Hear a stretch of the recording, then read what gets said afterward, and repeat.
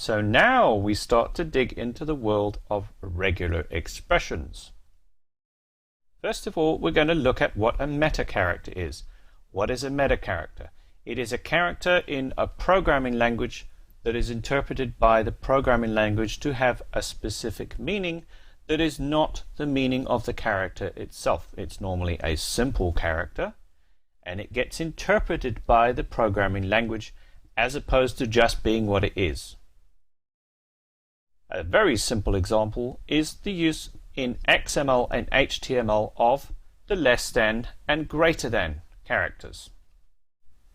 And in Oracle SQL, we've seen in the past course and earlier on in this course, we use the percentage and the underscore characters for pattern matches in the like operator to match strings, where percentage finds 0, 1 or more characters in a string, and an underscore finds a single character only in a specific position in a string. And what is all this? Well, this is what is known as the POSIX standard meta characters for regular expressions in Oracle SQL. What does that mean, you might ask? One way to find out is to Google it and say, what is POSIX? In fact, it would help. Portable Operating System Interface. It's a family of standards actually generally used in Linux and Unix. Portable Operating System Interface. Let's just type this in properly. I typed it too fast. And let's just put Linux in there and on Wikipedia. Apologies to anyone who doesn't like Wikipedia, but I find it very useful for technical details. And let's see what comes up. An acronym for Portable Operating System Interface, a family of standards specified by some organization that allows for compatibility between operating systems. So a language like Perl is a language that's compatible between operating systems because it uses standards like this.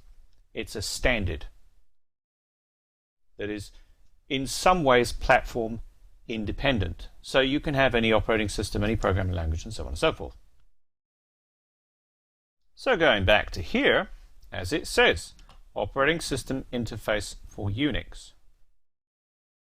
So what do all these things do?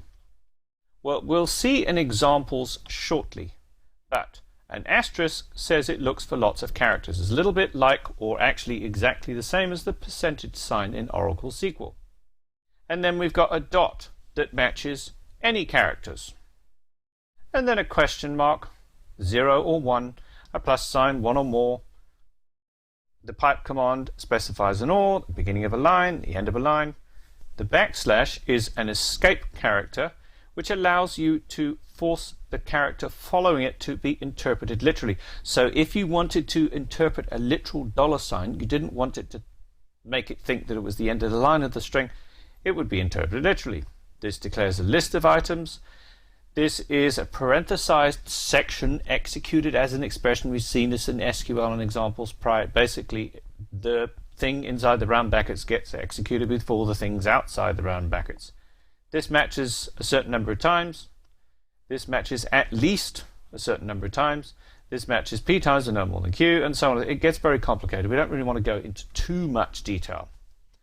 And also, in Oracle SQL, we are allowed to use meta characters that are used in Perl. Platform independence. Obviously, if you've worked with Perl, you'll understand what a lot of these things are, but it's very straightforward. Matches a single digit, D for digit. Matches a non-digit character, capital D. Matches a word.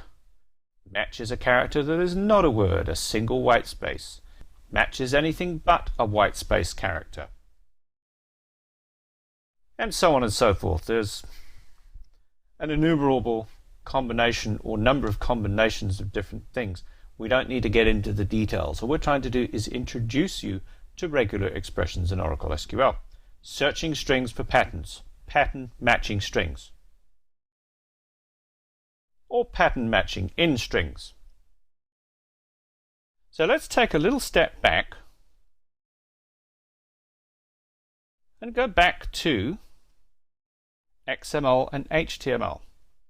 XML and HTML use meta characters, the less than and the greater than sign, to allow for interpretation of the other values in an XML file. Let's go and have a look at it. And here's an XML file I brought up on the screen. What it's showing you is a structure here that I'm executing by clicking the plus and minus signs inside this file. But what's happening is that XML is using characters like this, and this, and this, and this to allow the browser, in this case Firefox, to interpret this data as having this structure. Region within demographics, name as part of region, population, area, country. This is basically a file of demographics data. HTML does the same thing, and basically what these things are called, they're tags. They're called tags in HTML, XML. They're reinterpreted based on the fact that they're enclosed by these characters. There's a lot of other programming languages that use and reserve specific characters and strings and words and so on and so forth. And there's a lot more that gets interpreted by XML and HTML, of course. But this is simplicity.